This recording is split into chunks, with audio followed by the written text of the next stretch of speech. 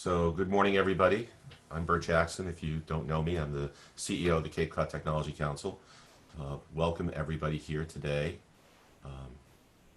See a lot of more people coming in. A lot of familiar faces and some new folks here too. So welcome and happy to have you here. This is our second First Friday that we've done virtually, and I think it's going pretty well. So, we appreciate having you here.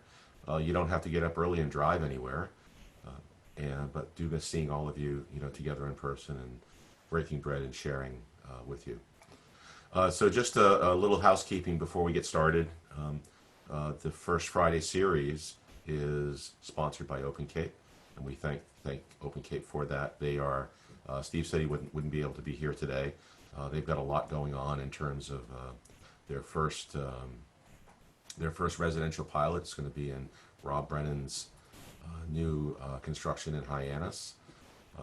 There are other things that are happening in Falmouth and Provincetown and other parts around the Cape. So it's pretty exciting to see that network growing a little bit. For upcoming events, we have our First Friday in July, which is neither first nor on a Friday because of the holiday schedule and our speaker schedule.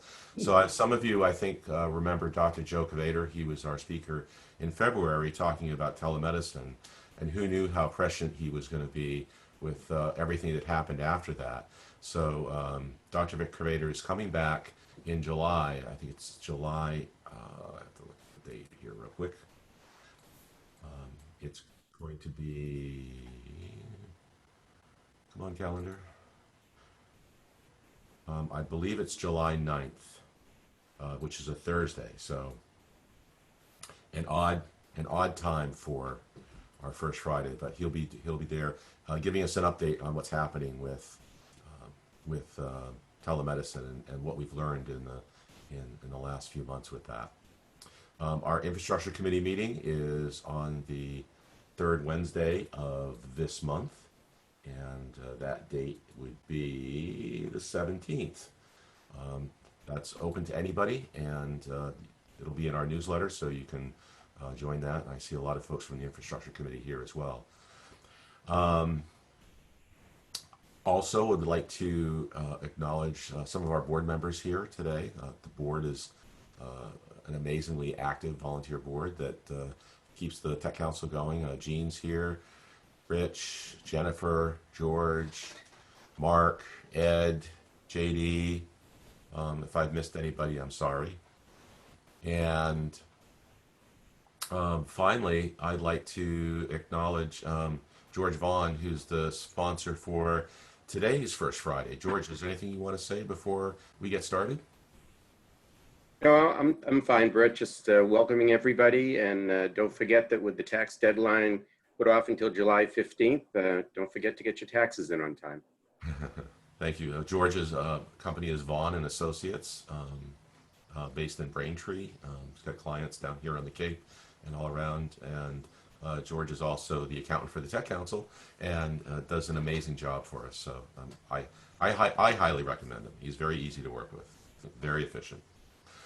So I am thrilled to have our speaker here today, Tricia Glynn from Advent Corporation, and really interested to learn about some of the things that are happening here. We're going to try a little bit of a different format than we did last time, try to make it a little bit more interactive. Rich Riker is going to be our moderator for today, and if you have a question, why don't you try typing it into the chat, and we'll try and get those, Rich will try and get those. Hey, Tricia, can you hear me? I can. Yep. Try and get some of those questions pumped over to Tricia and have some fun with this today. So with that, I would like to introduce Tricia Glynn and our moderator, Rich Riker. Thank you. Rich, do you want me to jump in, or? Yeah, why don't you give us, you give us your a little bit of a talk, and when you feel ready to have a question or two, just let me know, and we'll queue up. I've got one to get started just to kind of get things rolling, but we'll kind of queue off of your presentation. That sounds great. First, thank you all for having me. I'm grew up in Plymouth. I have a house in Yarmouth. Sadly, I'm doing this from Newton today because my Wi-Fi is much stronger here, and I would be likely to cut out halfway through if I were to do this on the Cape. But I'm just psyched to be here. Originally, I had a plan to talk a bit about technology and how it's impacted my investing career. But with everything going on in the world and how fast things are moving, I'm happy to take questions on any part of the journey. And so there's no need to let me finish whatever I'm saying. If you want to jump in on something, just throw it into the chat. We can stop and move. So I thought I would give you a little bit of my background, a little bit of my firm, and an understanding of what we do, and then go through a few key examples of where we've, sort of taken an industry or a company and fully evolved the technology offering to adapt to the world today. So again, as a bit of background, I grew up in Plymouth, Massachusetts. I went to Harvard College, had this tremendous experience for me where I studied biochemistry and thought I wanted to be a scientist, and then very quickly realized that time in the lab was not a good fit for my personality. And so ended up taking a job in New York City, was placed into a group called the Private Equity Group, which at that time, nobody was all that focused on, and ended up working in this team, learning the job of investing, and spending about 110 hours a week for a series of years working in the investing world. What that meant for me was a few things. We were in a group that was investing about $14 billion globally. There were 20 investment professionals when I was there. I was 21 years old through like 24. And I was in this lean team that was making an investment decision almost every 2 or 3 weeks. And so I had this amazing kind of life experience where I was investing in everything from, Barbados hotels to pubs in London, Warner Music, when that was for sale back in the early 2000s, the merger of AMC and Lowe's movie theaters, but also power plants in the Midwest, power cogeneration plants that we were pulling together, setting up new businesses. And so I got to see this huge variety of different investment types. One of the types of investing I did was technology investing. So I had been a science major, and I ended up spending about half the time I spent at Goldman Sachs in this technology fund. It was $1 billion purely in technology. And so this was hardware mostly at that time, but a number of venture-backed companies that I began to try and learn the tech from the outside. I had not been trained in anything, but I was being taught to basically take down the basic business principles of a problem and figure out if this technology solution and this management team could do something to adapt. The whole time at Goldman was pretty fascinating. I learned a lot, but realized I wanted to be in a position where I was closer to companies. These investment decisions, making them every 2 or 3 weeks, you can only get so smart on any given situation at hand. And so I left Goldman and I came to Bain Capital Private Equity in town. And so moved back to Boston and spent 12 years at Bain Capital. Those 12 years I spent probably the first half of those, again, in healthcare, retail consumer, business financial services. I got to work on deals in Japan. I got to work on deals in France. This was before I had kids. And so I was sort of just a bit of a deal junkie. I'd go wherever there was a transaction to be thought of. And so during the course of those years, I learned a lot more about how businesses actually worked. I managed to do a number of deals. And then there was also just this moment of time of sort of growing up and getting trained in an industry. If you think about venture capital, private equity, the private equity industry has only been around since about the late 70s and only around its scale since over the last 20 years and still growing pretty dramatically. And so the industry was evolving internally. We were growing up as firms, and the transaction volume was changing a lot. And so when I joined Bain Capital in 2004, just a little bit after Mitt Romney had left the firm, actually, he left in 2001. I joined in 2004. We had a $3.5 billion fund we were investing. by the time I left 12 years later, we had 80 billion under management all over the world. And so when I say it was like a great place to be in your early 20s through mid 30s, it was just stupendous. At that point, my children were 1 and 4, and I decided to step back, take a mini sabbatical and breathe after doing this for 15 years and debate what to do next. I thought of a few different things. I thought of raising capital myself.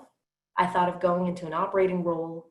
And then I spoke to a few private equity firms I really respected to see if there was a role that would be compelling next. And that led me to Advent here in town. Advent has been a private equity firm, again, founded in the early 80s, but truly global in nature. And so we invest out of one fund. We have a growth mandate. And we, last year we raised a $17.5 billion fund in a core fund and a $2 billion fund in a technology fund. And so what we do is take largely control, sometimes minority positions in growth companies. At any given time, we'll own between 70 and 80 companies around the world on behalf of our investors. And we try to be active investors, meaning when I enter into any situation, I'm looking at an industry I want to be invested in a company and management team I want to back. And then I have a view about how we can evolve our offering, evolve how we go to market, and affect the company to grow faster, stronger, better over the next handful of years, however long that may be. We tend to own businesses between 5 and 8 years. There's no rules about that. We tend to own the majority of the business. There's not really any rules around that. The most important thing is that we believe this business can really grow for the long term. Within Advent, I co-lead North American retail, consumer, and leisure investing. And so generally what that means to be a private equity partner with that mandate, I will have 4 or 5 investments at a time. I will generally lead the board at those investments, but I'm not running the investment. I'm partnering with a CEO and team who really know how to drive that business. My investments today, I sit on the board of Lululemon, and that's one of the companies and anecdotes I'm going to talk about. I'm involved with our investment in Walmart Brazil. So 2 years ago, we took all of Walmart's Brazilian operations, carved them out and put them in their own standalone company, and we still partner with Walmart on that investment. I have a restaurant investment, so it's been a rough few months for that one. We were supposed to go public this month, and instead we've had to shut nearly all the restaurants for the last 2 months. And then we reopened Monday in the middle of a movement I couldn't be happier is happening, but we've had all sorts of complications to work through with getting the restaurants back open safely for our people this past week.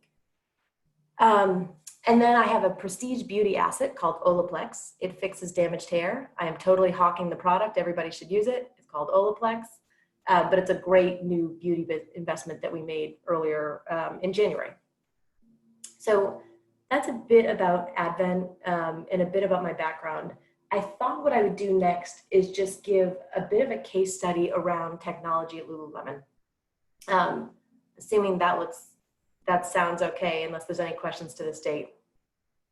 No, I think that would be the technology aspect of Lululemon would be an interesting thing, and then once you finish, we'll take some questions after that. Perfect. Okay, so Lululemon, I became involved with in 2016. Business is about 20 years old, has been growing rapidly for a very long time, has had plenty of issues in the news over the years if you've looked at it. But if you looked at the actual just revenues, costs, and profitability of that company, it was incredibly strong. I came in 2016, and a lot of people wondered why we were making the investment, given it had been growing so well and it was still a pretty expensive stock. And we, by the way, generally we own a business outright. In this case, we owned 15% of the business and had 2 board seats. And so we did not own the business outright. We were just active investors. Not activist, but highly active, aligned with management. And they are to spend a lot of time trying to help them evolve. And so when I joined the Lululemon board, I took on 3 roles. First of which was our China growth strategy. And so partnering with the team in China to really help them grow, a huge piece of which is technology enabled, by the way. The second was the digital transformation of the business. I had help with that. I spent a lot of time in digital and technology investing in the retail consumer space. And then I had two other fellow board members doing that with me. My friend, John McNeil, who ran Tesla for Elon, and so is like a different level of tech understanding and an engineer than I am. So I got to learn from him. And then my friend, Emily White, who was at Facebook, Google, and Snapchat. And again, so digital media, software engineering, and sort of business process and strategy, the three of us came at the problem. And then my third role was to change the makeup of the board and really think about the nominating and governance of Lululemon and how we were run. But on the technology side, first things first was to figure out what situation the business was in today. And so I can't tell you how backwards we were. We were incredibly profitable, but we had just never optimized what we were doing. And so we had a website where I started asking questions around personalization and how we had segmented different customer types, and very quickly realized the website was being hand loaded every day by a group of temps in Vancouver who just decided what order the product should show up. And so even 4 years ago, that was pretty pathetic for where we had to get to. And so when we went through the organization, there was no focus inside, there was no modern technology stack. And so we sat down and said, what's the basic business principle we're trying to get solved? And honestly, in retail, as many people know, like, cash is king. First job is take the money. Second job is make it easier for people to find what they want in impulse or convenience. And so we had to do a full rebuild. We went to a pretty simple platform, did a full rebuild of the site so it was fast, efficient, and that we could grow and scale it over time. At the same time, we started embedding technology into the organization itself, meaning the tech team at Lululemon had been its own silo. And what we started doing was making technology partner with finance, since finance already had inroads into every part of the organization, so that we could ultimately not just have a website that worked and was efficient, but so that we could get data and learnings from the organization and feed it back. That infrastructure, the way we built that, ended up being pretty important, because after we had fixed the foundation of the website, the mobile offering, then we started going into next level, which is, okay, how about data science in the organization? The first step, we had pushed the organization for a long time to hire a data science team. The first step of what we actually did was hire them ourselves as Advent. We literally sent 2 interns from a data science college, since Lulu kept saying no. We just hired 2 interns ourselves and sent them to Vancouver. People ultimately found they were helpful, and next thing you know, there's a full data science team being built out at the company. But even then, we're not trying to cure any of the world's problems in the technology offering at Lululemon. It's about the basics. In the retail consumer business, people want price, selection, convenience, and they want you to make it fun. And so we're trying to ultimately make sure our technology tools have a very clear and easy opportunity for us to interact with our customers. If you fast forward to today, I would say our offering is clean, it's usable, but the most important thing it is it's also flexible. And so when COVID started and we had to shut all of our stores, the website traffic had to be able to explode overnight because so many of our guests wanted the items and needed to reach us through a different mechanism. We also started streaming live fitness classes. And if we thought the site couldn't handle basic commerce 4 years ago, we're now doing commerce, community, and trying to stream classes at the same time. And then the last thing we did, we had 10,000 employees who were home and not able to come into work.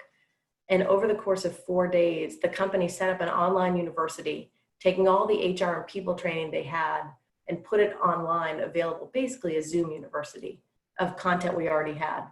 And so the ability for the infrastructure at Lulu to handle all of that, if we had purposely set out to build a system that could do all of that, we would have spent a ton of money and overbuilt it.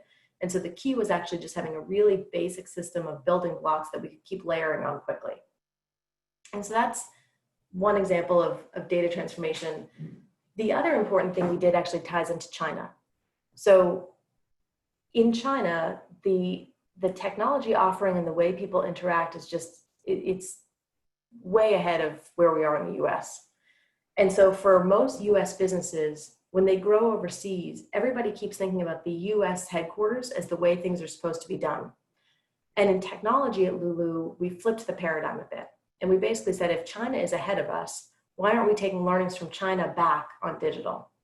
And so if everyone remembers Avon and Mary Kay, and the ability to kind of have a direct selling sales force, that's what we have in China for Lulu. What we've done is take local fitness ambassadors and local believers in the brand and enable them to be able to sell on our behalf. That is an easy thing to bring back to the US. And it's a pretty simple data and technology infrastructure too.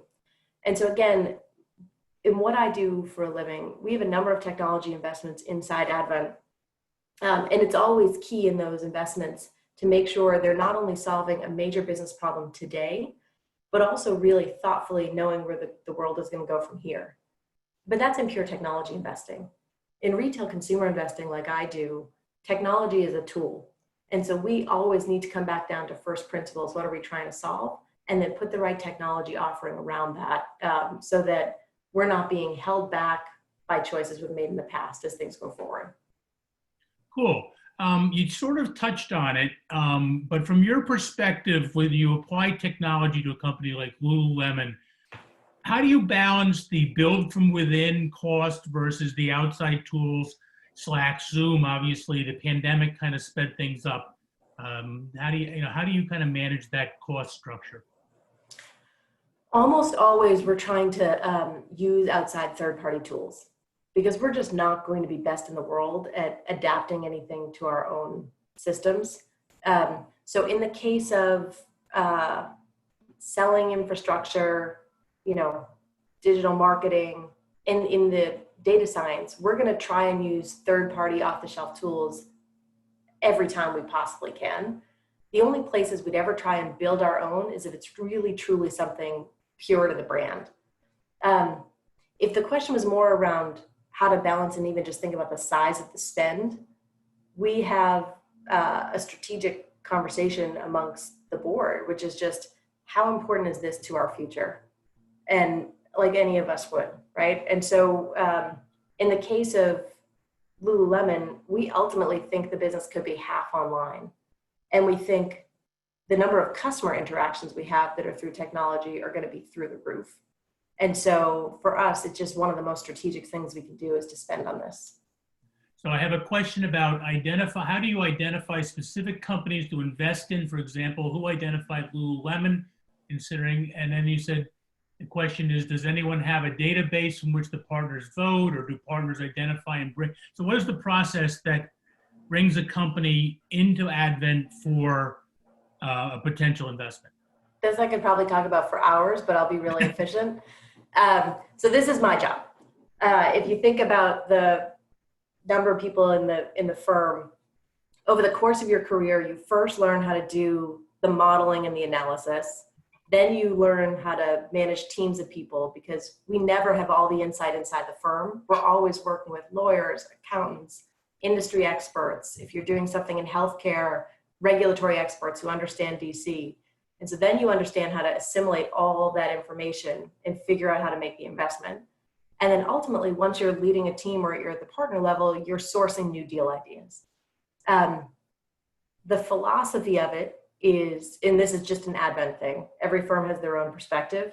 There are businesses we want to own, period, because we believe those markets are attractive markets we want to be in. We think that product or offering is just incredibly compelling. But obviously, we can only buy things that are for sale, and we should only buy things that are priced appropriately. And so we have this list of what we call pearls. Pearls are businesses, again, we'd love to own if we possibly could. And then we stay in touch with them. There are businesses I go visit, usually in person, now via Zoom. But there's businesses that I have maintained a relationship with for a very long time. Because when that business now decides to sell, I want their first call to be me. Lululemon was an example of that. This Olaplex business I bought in January, the business is only 4 years old. I had been building a relationship with the founder for over a year. And so ultimately it was in basically a proprietary situation to buy that business. And the business transacted for over $1 billion. And so it is possible to get a proprietary transaction at a really big size. It just takes relationship building and trust. Occasionally, there's a business that we buy which somebody owns something great and they hire an investment banker and they say, go find me 60 bidders and make them all bash their heads against the wall. Like we do that too sometimes. So I have a question here from Eldon, and it's what are the lessons for Cape Cod? How would you view a strategic plan? What industries and trends do you see on investing in startups that would guide maybe a potential entrepreneur in Cape Cod? So kind of bringing it down to the scale and size, that's probably not normally what you do, but here on Cape Cod. Yeah, absolutely. So I can't help but go to where we started the call, which is infrastructure. Great commerce, entrepreneurial opportunities come from having easy tools. And so Wi-Fi, roads, right? Like these are just the basics that it would be phenomenal to get organized around elevating on the Cape. As far as the Cape versus other places, we obviously have our strengths and the seasonality too to deal with. But I would just say, like big picture right now, whether you're on the Cape, whatever side of the bridge you're on, this moment in time is probably in a tremendous time to start a business or to grow into new business lines, because the cost of starting a business as we enter a recession for the next, I don't actually know, but 6 to 8 quarters is the best guess I'm hearing right now from macroeconomists. As we enter into that period of time, costs are going to be lower and the world is disrupting pretty fast. And so the new idea and the ability to build something that can really break out is pretty unique right now. Cool. We have a local fiber optic company on the Cape, Open Cape, and a shameless plug. We'd love to have you sit down and discuss some of their futures and plans. Anybody else have more questions?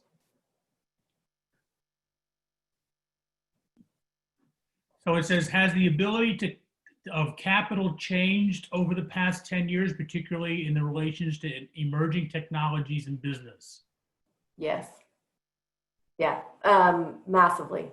So private capital, whether that's private equity capital or venture capital, has been growing dramatically for the last 15 years. And that's not going to stop right now. It's coming because most of that capital we hear about in the news as private equity or venture capital, but it's all coming from endowments, pension plans, private and public, CalPERS, CalSTRS, there's huge, and sovereign wealth funds. It's all capital elsewhere in the world that's being funneled into this asset class because this private way of investing just makes more money than the stock market or the debt markets. And so huge amounts of money. Do you see the ESG trends? There's tremendous amount of capital flowing into that. Do you see that from the fundraising side on your part as well as the investing side? Do you think that you would become an ESG kind of investing fund? We talk a lot about it already. Every investment we buy comes in through that. We have an ESG onboarding where we're doing a bunch of diligence to make sure, one, we understand what the ESG problems and opportunities are. But yeah, ESG and then diversity inclusion as well.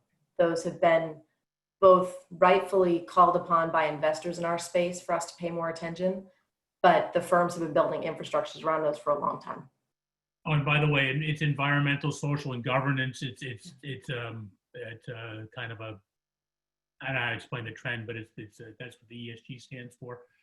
And do you see? I know you have your investors obviously very high wealth individuals, funds, and things like that. But do you see a trend where retail type or that this scales down towards being available for normal investors? Yeah, laws just changed. So now there were always laws in the past that you had to be a qualified investor, so over a certain amount of assets or over a certain amount of net worth. The laws just changed for non-qualified investors to hold private equity in their 401k. I don't think that will change that soon because the reality is these are really long-term funds. Every fund we raise is 10 years in length with a couple extensions we can use if we want. And so you're locking up 12-year capital minimum. And so nobody should be investing in this field if there's any chance they could need the amount of money in 12 years. And obviously that's a long time. And they're probably not packaged really well to sell to that level. Not yet, but we're working on that. Yeah. So in the what if scenarios related to an investment, can you account for world events like the pandemic and how they factor into deals? I mean, how do you pivot in an environment like this? Yeah, it's crazy. I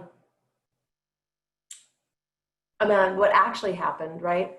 There's the legal question and there's the kind of practical question. When the virus was found in Wuhan and there were still people buying businesses at scale, very quickly, when we buy a business, there's a pretty complicated purchase and sale agreement, which is our, like, in blood, how exactly is this all going to lay out between when we all decide this is a good idea and when we actually take ownership. And so pretty quickly, from mid-January through mid-March, when the US locked down, even though none of us were acting that differently yet, all the purchase and sale agreements from that period of time started calling the pandemic a reason you couldn't get out of the deal, which was fascinating, right? This is what the lawyers do. They're really good at it, but look around the world for all the risks that could be happening. And it was the sort of thing people weren't focusing on enough, obviously.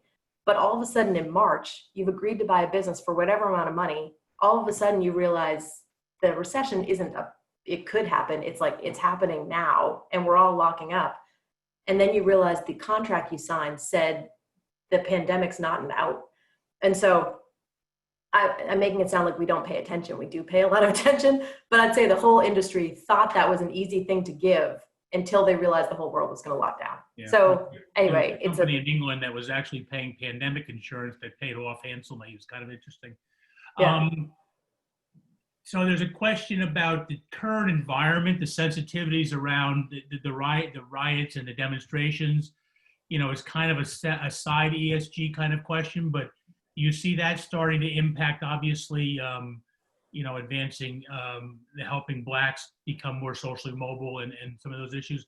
Are you seeing that flow into your decision-making process at all? I've worked on nothing else for the last week and a half. Now, I lead diversity inclusion for Advent globally. And so part of that has been helping communicate with our US companies who this is a different moment in time to deal with. Part of it has been helping, we've got 15 offices overseas, helping the rest of our global community understand here, because we all know not everyone in America had enough sense of the history and the situation, the understanding. For sure, my colleagues in Brazil are like, what's going on? Like, what is happening right now? But yeah, I think it is I think and hope and pray, there's a massive impact from everything going on, but we are, whether it's communication inside the firm, taking a stand publicly, which we did Monday, and then for each of the brands I work with, we are also members of society. And so we have all made both overt external and internal statements. And the most amazing part has been the dialogue. The amount of inbound messages we've gotten as Advent or each of the brands or boards I sit on in the last week have been pretty tremendous. I have a question about what advice would you offer an entrepreneur who is looking to identify a good match for funding to grow their business while balancing the aversion of giving up control, particularly those that are just past family and friend early seed, where they're beginning to get some traction, need some serious capital, but are trying to balance that whole idea of giving up control? Yeah, hugely personal question. Best of all worlds is you can find a partner who you think can get you to the promised land faster, right? If you're going to need the capital at some point, I do caution, and it's a little self-serving, but I caution people away from taking the dumb, cheap money. That's not going to create the biggest business long-term. A lot of businesses fail, as we all know.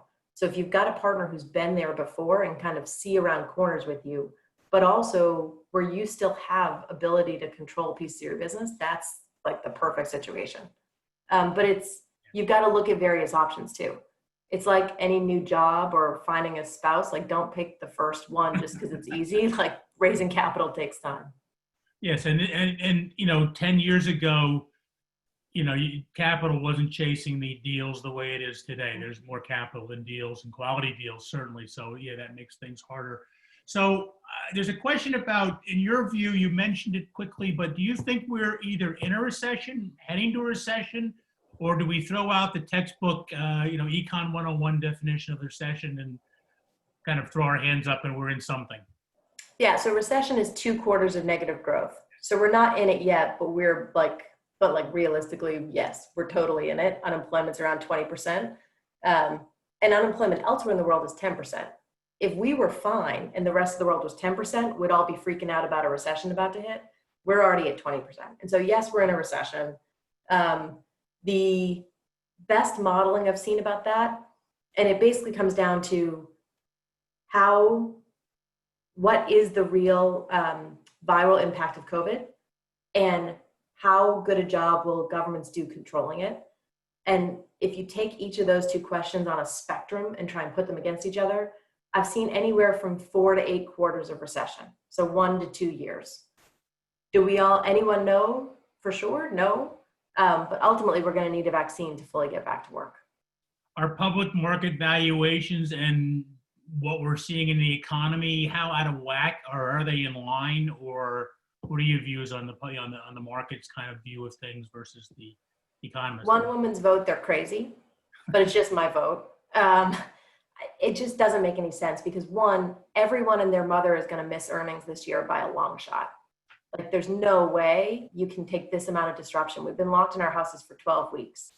And so everyone's going to miss earnings, which means nobody has a clue what multiple to put against what. And so I think mostly you're seeing in the market that the Fed put a couple trillion into the debt markets, and there's a lot of really cheap capital flowing around, and nothing's broken yet. But other than that, I don't know what's going on. Does the current environment want to make the firm as a whole pivot their focus? I mean, airlines, hotels, obviously the retail space that you're in, state and local issues, there's tons of people in need of help, which means there's opportunity. Do you see yourselves raising some capital? Do you see yourself doing some altruistic things, helping state and local governments out with funding and financing? Is that something that you would think about doing? So we've raised $28 million from our partnership to give back to our communities and companies over the course of COVID. And then this weekend, we started announcing donations we're making to causes for equality and justice in the US. And so we've done a lot of donation and philanthropic work in this time, and we've all spent time on it. As investors, we're going to keep doing exactly what we did before. And so I would say I'm going to invest in the same companies, the same industries that I did before. I'm going to buy those businesses with more downside protection. And so maybe that's price, maybe it's how I structure the deal or how much debt or cash I put in. And the reason for that is whether I own something 5, 8, or 10 years, I don't care about how long it is, but the first 6 months matters a ton because it's the people side of the equation. You enter a brand new partnership with people you want to trust you and know that you're all going to be on the same team together. And if in the first 6 months the business falls apart, then everybody's equity is underwater, and you've got to deal with an incredible amount of issues on top of the fact that you're trying to grow the business in a tough environment. And so I want to have, no matter what investment I go into right now, I want the ability to protect that team so that I don't have massive turnover in the first 6 months. So what capacity restrictions, with the capacity restrictions on restaurants, are there unique strategies you're seeing being employed? Are there new strategies for these businesses and operations? And, obviously so they can get back to achieving profitability? Yep. So to go, I own one restaurant company. It's farm to table organic brunch. We have 380 restaurants in 30 states, not here yet. I'm pushing for it. It's really good. But we had 5% takeout beforehand. We were an in-dining room experience, and we were old school. We wrote your order down. Everybody thought we were a local player. We weren't, but that's what it felt like. Now we're up to 20 to 25% takeout and delivery. We turned on all the DoorDash, Postmates, Grubhub. We turned all that on over this period of time. And we spent the whole 2 months the restaurants were shut to go to contactless payments. So now we take Apple Pay, which is hilarious given we mostly took like cash and debit cards 2 months ago. But we've gone hard at it because we need people to be comfortable in the restaurants, and the food's great. And so we want to get the food out to people's cars. And so, yeah, it's been a massive pivot. The head of IT at that company was probably the 10th most senior person, is now like the 3rd most important person at the table, and has a huge budget. But we have to pivot. Now, we also found that we had set up the restaurants before, and look for this when you go out again. The restaurants before were set up to look cozy, to look comforting. In the exact same, you know what I mean? The same size restaurant, we took all the seats and reshuffled them, and we managed to get every table 6 feet apart and get 90% of our prior occupancy still into the restaurant. It looks totally different. It's the same chairs. We took 10% of them out, but now when you walk in, it seems a little lonely, but safe. And it's sort of amazing what you can do just in footprint and kind of people being clever. Cool. What kind of technology kind of things that are coming up in the startup world? I mean, we're all familiar with Slack and Zoom and things, but what little interesting niche companies are coming out that maybe are not investable for you, but are technologies that we can look at or look forward to watching and things like that? So maybe some trends or companies. So I spend a lot of time in the beauty space. One that's coming is virtual makeup. So I can make choices about what I want my virtual makeup to look like without having to put it on myself. Everybody can play with that. But more of it, it's not new ideas that I'm seeing right now. It's actually just this question of tech versus privacy. So there were ideas and technology that people had before, but cybersecurity, cybercrime, and privacy have been the biggest issues we've been talking about for the last 3 or 4 years. Hacking, I mean, there isn't a company I'm involved with where we don't have hackers trying to take us down every single day. And so we've just been entirely focused on defensive protection. And now I think we're just being forced to take more risks. Like the idea that we'd be running investment committees via Zoom, we would have laughed that out of the room 3 months ago, but it's the only way to do business now. So I'm going to combine 2 questions, and the first one is they're both about Cape Cod. What investments do you currently have that in companies on Cape Cod or that service here? And given our dependence on tourism and seasonal revenue, do you have any advice for businesses about steps about how they can survive and recover? And I'll add to that, grow the Cape economy back and be more resilient. Yeah. So we have a bunch of businesses that do business on the Cape. One I can think of, we own a payments company that is basically the payments back end for a bunch of salons, dry cleaners. It's a small business implementation. And so I didn't say this up front. I run retail, consumer, and leisure, but I've got partners who run industrial investing, distribution investing, business financial services, healthcare, and tech. The tech people are on the West Coast. I'm sorry you didn't get them. But there's this, we've got industrial distribution companies that work on the Cape. And so we certainly are part of the economy. The tourism question is a really, really good one. Ultimately, I would personally push 2 things. One, this is a unique period of time with these virtual tours. You've got obviously massive amounts of people locked at home dreaming about their next vacation. I would go pretty hard from my couch and my laptop creating virtual experiences to just fill people's mind with the Cape for when things do unlock. And 2, people are going to be driving a heck of a lot before they're flying. And so thinking about the road trips to get you from the Cape from a lot of different places and sort of publicizing the ideas of those road trips that bring people in to actually get people back to us. And then safety, right? If there's a way to push the safety game versus other places. Cool. I probably could come up with another, bunch of questions, but is there anybody else that wants to jump in and ask a question or has something? We have Woods Hole Oceanographic has a tech transfer program so entrepreneurs can leverage the tech developed for research, Hydroid being a good example. would Ed then be a fit for those kinds of marine tech enterprises spun out of Hui? Would that be kind of interesting to something at the firm? That's a great question. Maybe, but if not us, I mean, the investment world is not that big. A number of friends at VCs in Boston who might actually be a really interesting fit. And so it sort of depends on what types of businesses are coming out in marine, but I'd happily talk about it. Sure, we'd love to have you have a secondary conversation with that down the road. I'm sure Bert Yeah. will set that up. I have a question about, and I know we're all probably not in the college age, but we might know some college age students. You're a 20-year-old sophomore, junior, wherever in college or university right now, forgetting the issues about going back or not. What skills would you tell them to study and to come out with? What tools and skills, kind of putting on your parenting hat? It's going to sound obvious, but I would learn how to code this time, which I didn't do the first time around, because managing engineering or coding teams, it would still be great to have a basic understanding. Yeah.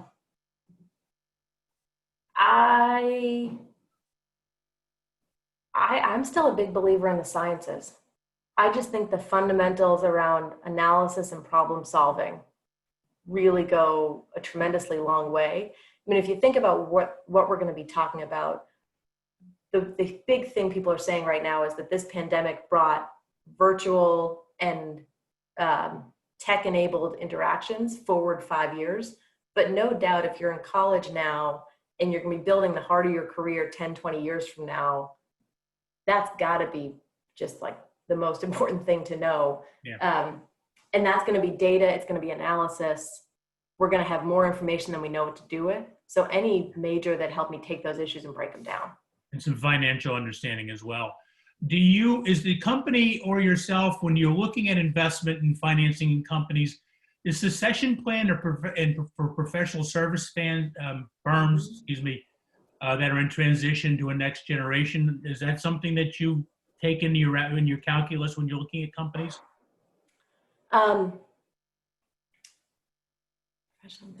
Yes, I mean, we do a ton of buying from founders. Who knows how many generations in, but we buy from families. I think it's like 40% of the time. At some point, they've decided professional ownership is next, and they're going to monetize for the generations behind and or pivot to a new business. But that's a huge piece of what we do.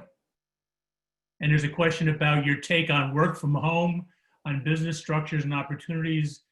Is it here to stay, and in what form? And I'll add to it, how would you change it? So it is here to stay. It will be more possible for a vast portion of people once their children are back in school. We're thinking a lot about this right now because we need to set up a system where it is perfectly acceptable for me to be at home, or anyone, right? So if we're going to have a meeting in the office, that meeting needs to be in a room with a screen where all the people zooming from their home work. And so some of that subtle cues, we're being overt, thinking about, all right, for the partners of the firm, where do we need to be? What portion of us need to be in or out or on the road to set the right signal to the organization? And I'll tell you, I do worry a ton. Of all the issues in the world, this is not top 4 right now, but I do worry a lot about primary caregivers in the workplace in a work from home situation. Because I think that it's just too easy for that to cause backward momentum. The realistic thing is I have 41 partners around the world, 41 men, 40 men, 1 woman in India, and me, right? Well, that needs My children are the only children to have Zoom bombed a partner call in the last 3 months. And if you tell me that doesn't matter, it just does, right? And so that working through that and making that okay, and making sure that after making the switch to work from home 5-6 years from now, our management representation looks more diverse, not less. That keeps me up at night a little bit. Cool. How about this technology security aspect of it? You obviously are discussing some things with a lot of money, private information, stuff that could move markets. Are you comfortable with Zoom? Are you adding tools for security? How do you address this new kind of race to use a tool that's been untried in this level? we're gonna have to fix it. There's no doubt in my mind secrets are being stolen and traded on right now. And so we just don't know yet. Again, I'm much more worried about what we're all gonna learn about the impact of this lockdown on poverty in America and around the world, and what people's living situations have actually been like day to day. But in the tech standpoint, Zoom can't be the answer. Like an open architecture, easily hacked tool won't be the solution. We'll have to fix that. Cool. Well, we're right about almost at 9 o'clock. Does anybody have any further? Bert, do you have a question or two, or do you want to sum it up?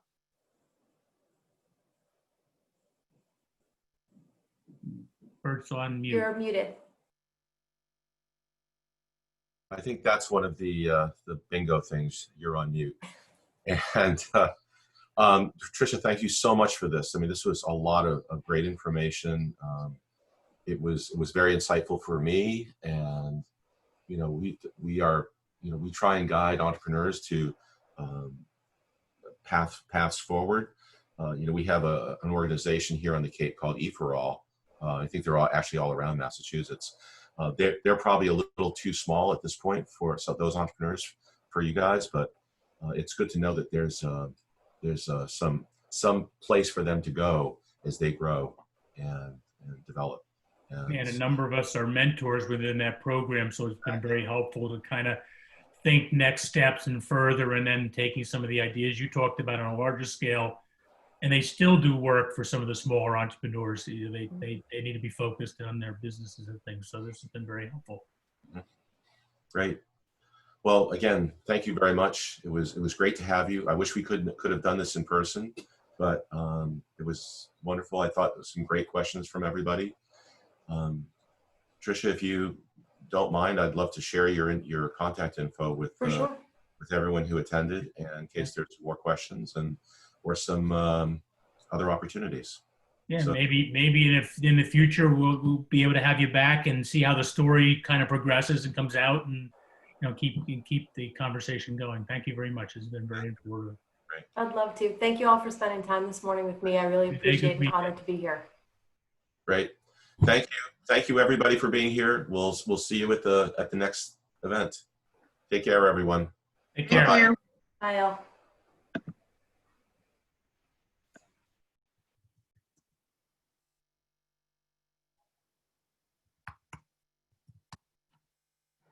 All right.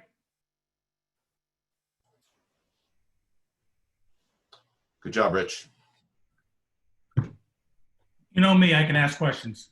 It was the Lululemon thing is fascinating. My daughter works for the data team at Nordstrom's, and I'm hearing all sorts of parallels and same story to start, and issues with the website and fulfillment and everything. So I would love to get a copy of this to send to her, because it's fascinating.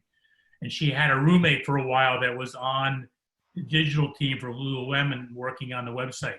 So I had some conversations with her a little bit about what they're working on. So this was quite informative. She's an impressive young woman, Tricia. Very, very much so. So we did record this, so there will be. I did the cloud recording. I'm learning to be more smart about that, so it makes it much easier to share. Yeah, good. All Good. right. Thank you all. Have a good day. Enjoy the weekend. You too. Take care.